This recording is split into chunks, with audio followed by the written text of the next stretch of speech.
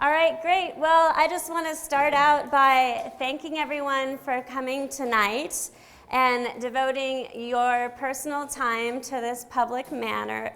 We will be discussing the average unit size density incentive program and the standards associated with it for multi-unit housing projects in the city of Santa Barbara.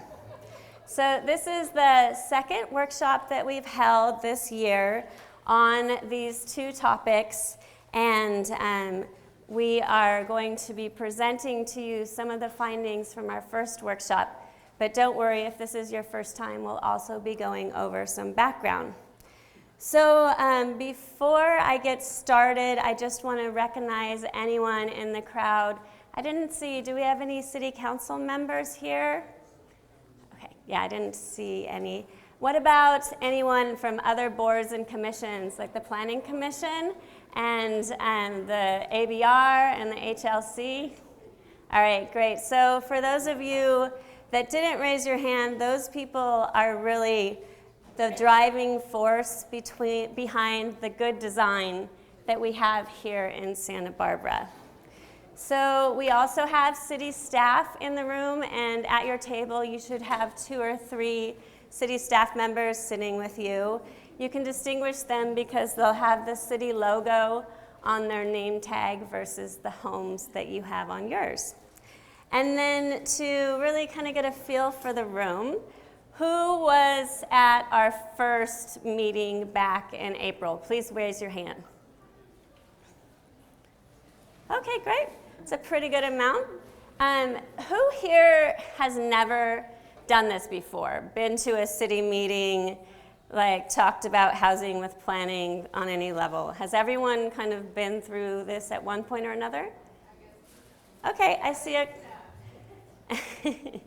see a couple new faces. All right, great. So we will get started then. So this is our workshop agenda. We're going to start out with a presentation, and it's going to go over the background of the project for those of you that weren't here at the first meeting, so we can all start on the same page when we get to the middle. We're going to go over the parking and density findings from the first meeting, and then present to you our preliminary recommendation on density and parking changes. And then we'll go over the quick next steps that we'll have. After that presentation, we're going to have a 10-minute survey, which I'll go into more depth on and later in the presentation. And then we'll end the meeting with public comment.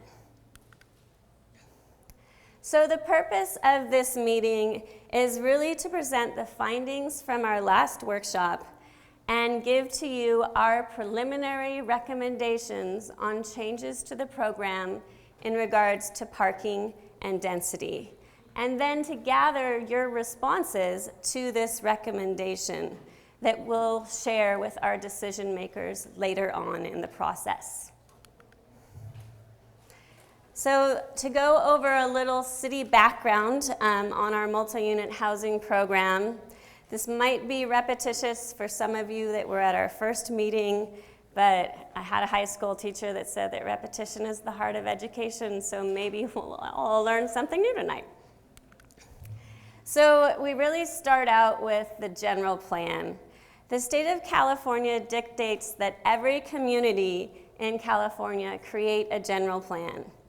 This document sets up goals and policies for the future of our community through chapters on specific issues.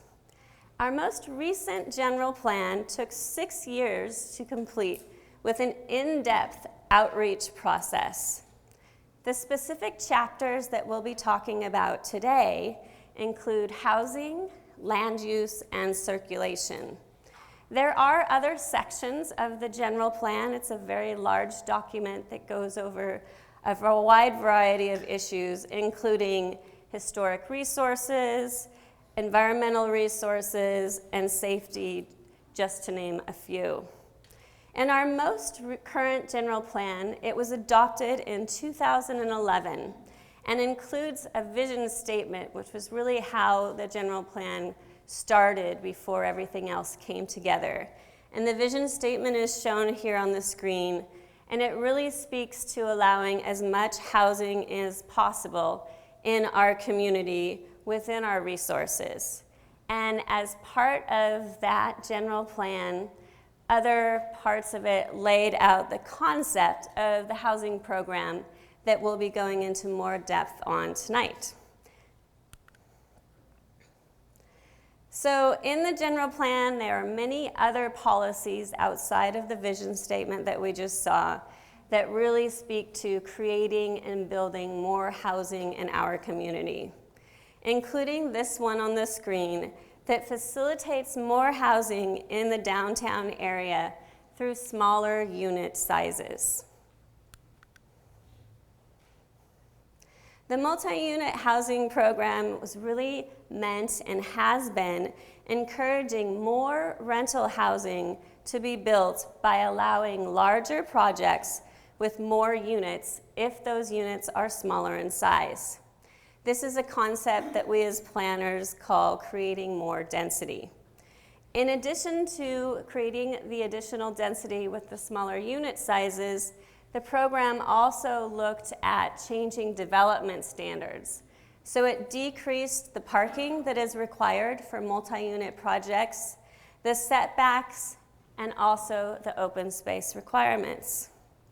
Although this program is experimental, thus far since its adoption in 2013, we have seen 223 new units in our city. So that's pretty impressive for a program that was deemed an experiment in the beginning. Because it was a new concept, we included it in something that gets reported to our city council yearly for the planning department and the general plan. That's kind of the easiest way to explain it is a report card. And so this report card is presented each year to city council to see if we're meeting those general policy goals and policies. And it looks at really what is working, what isn't, and how best to move forward on those. In addition to the annual report card that we give to council every year, a trial period was built into place for this program. The trial period is also part of what we are evaluating in the program today and this year with these amendments to the multi-unit housing incentive standards. So if the trial period comes to pass, either in August of 2021 or at the point that 250 units are occupied, then we would revert back to prior housing standards. These prior housing standards really didn't work for people that want to live and work in Santa Barbara. They built large luxury condominiums that were often second homes for people in other areas of California. And so we just want to make sure that through this process, we're also evaluating the trial period. And through this annual report program in 2016, it was realized that we didn't have little tweaks to do to this program anymore, that it needed a more in-depth review. And so a housing task force was formed to look at the program with experts in the community and people who represented their neighborhoods to see what was working and what wasn't. They also had quite a few meetings, I believe it was around 13, and then made certain findings and recommendations and presented them to City Council. And so City Council looked at those recommendations and picked the ones that they thought had the best data behind them and directed us as city staff to go forward and look at maybe implementing that direction. And so that's why we're here today.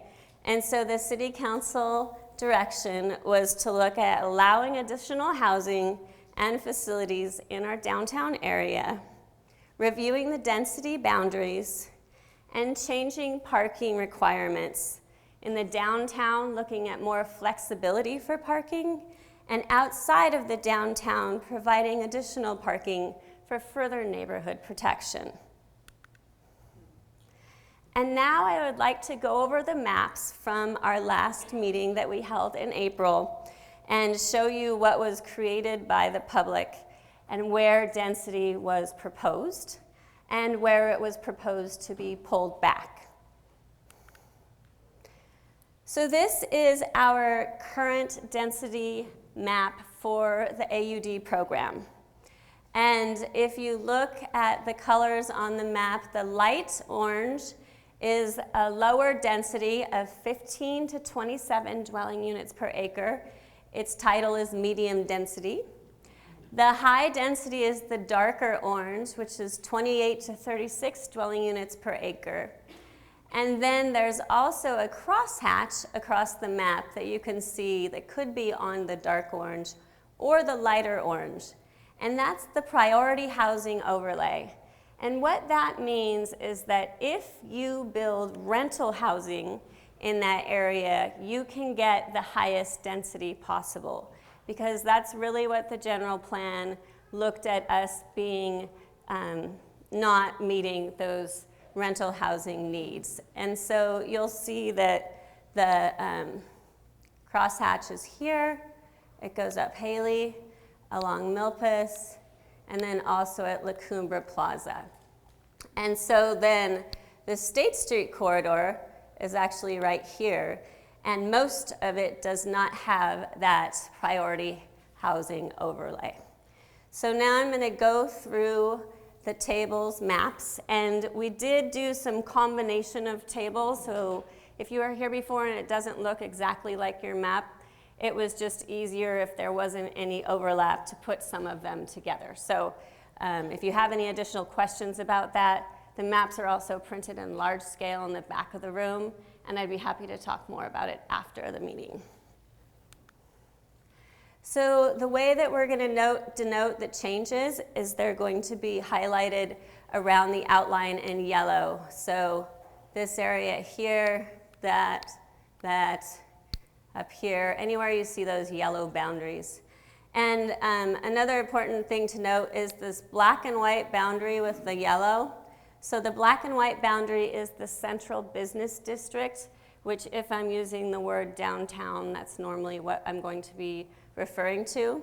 And so you can see on this map, the group decided that the entire central business district also needed to be priority housing. So I'm going to go back just so you can see this before we go forward. So that's what we have now, and this is the first map. And now we'll go forward. So you can see there were some groups that were very aggressive on where they thought additional density should be in the city, but we also have groups that reduced towards the ends of the maps.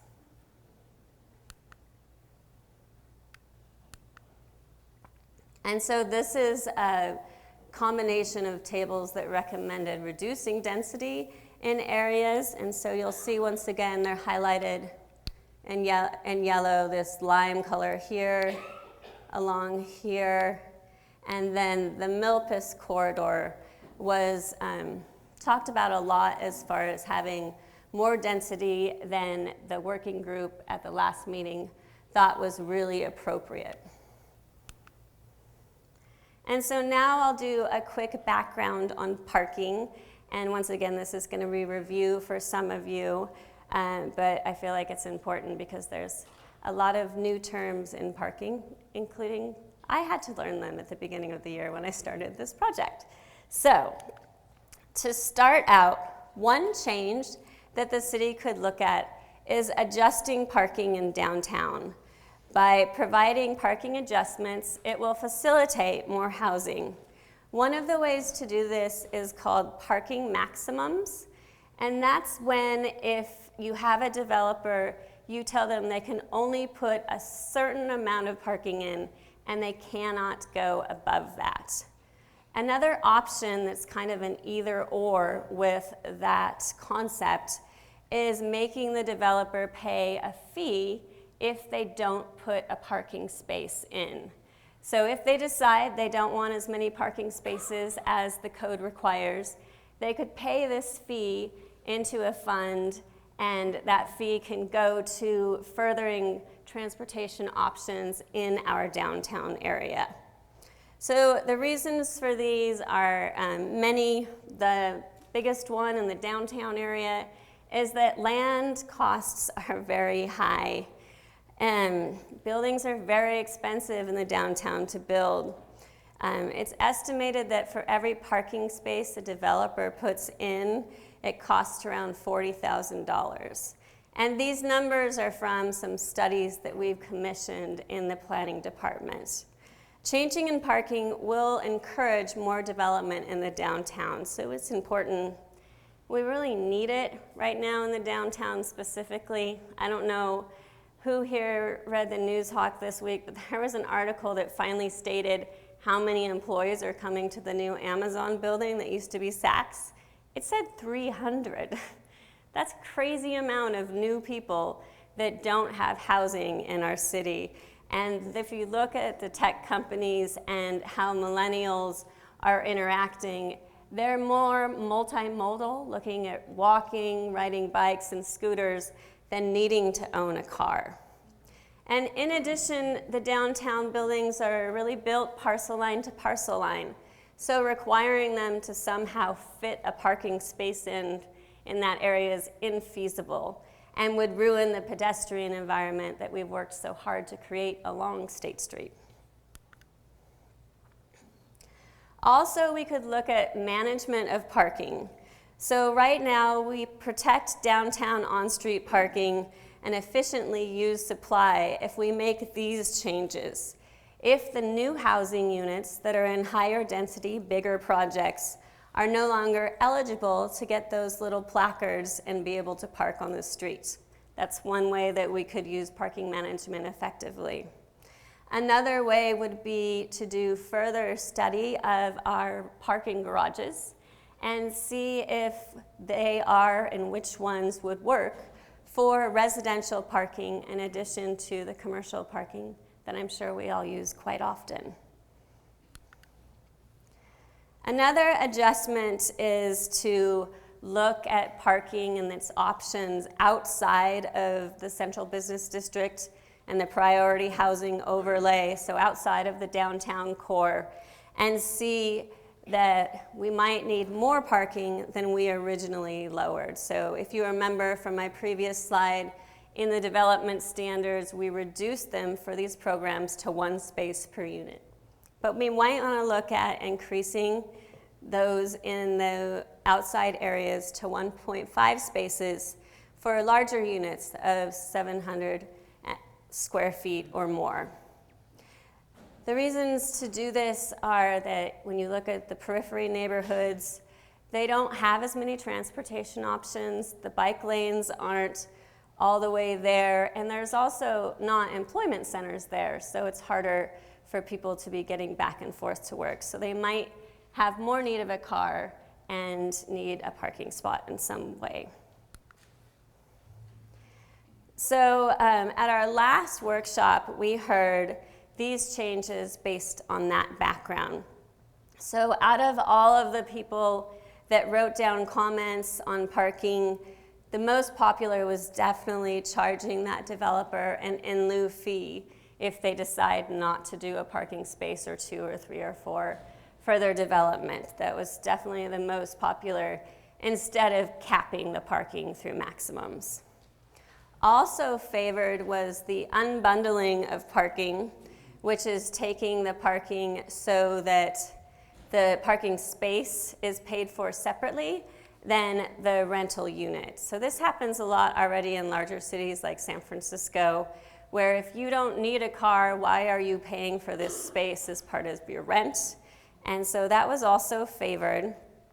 And then the third favored was on one of the last slides, not allowing those residential parking permits to be issued to people living in these larger housing units. And then we didn't really hear clear consensus or even much comment on increasing the size of, or the amount of parking needed for projects outside of the downtown. So that's not something we really got feedback on at the last meeting. So from that information, the next slide shows what has guided us in our preliminary recommendations. The preliminary recommendations you will see in the next slides were determined through a variety of factors, including the original City Council direction, the general plan policies that I went over with you, an increased interest in having more residential in the downtown area, and changing parking practices in the downtown to facilitate more housing, along with the feedback from our community at the last meeting, and also what we've heard through a variety of other public meetings on project-specific items. So once again, this is our current density map.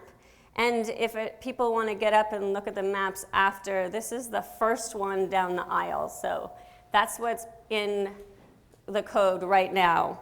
And so going forward, just like the table recommendations, our preliminary recommendations are highlighted in the yellow. And so the most prominent recommendation is taking this central business district boundary and filling it in with priority housing overlay, as well as increasing the density from the medium density along State Street, which is shown ineffective because we haven't had a single unit applied there, to high density. So this change, the first one here, will really drive our housing more into the downtown core.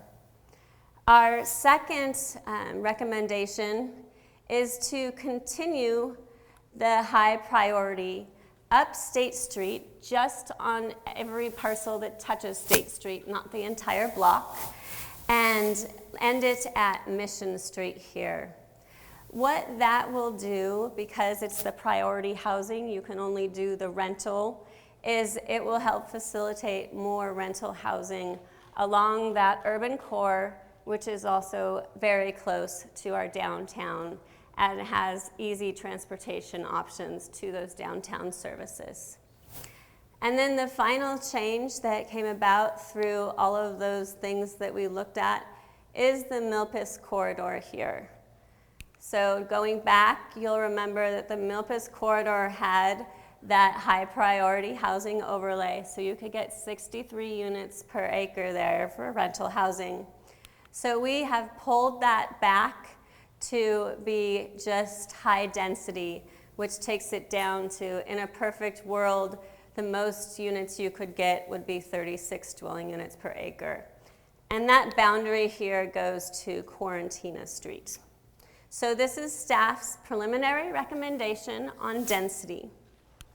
And you'll have these maps to look at in more depth at your tables too when we break out into the discussion. So this is just a closer view of those areas, so you can see even though our program spans the city, we were focusing on the grid area and looking at these three areas that have the changes on them.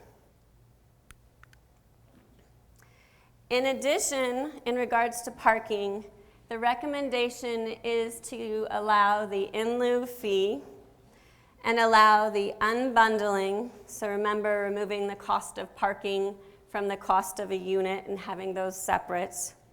To not allow residential parking permits being issued for that on-street program for these large projects. And then to also look at parking spaces outside of the priority overlay. So that's that hatched mark on the table or on the maps again.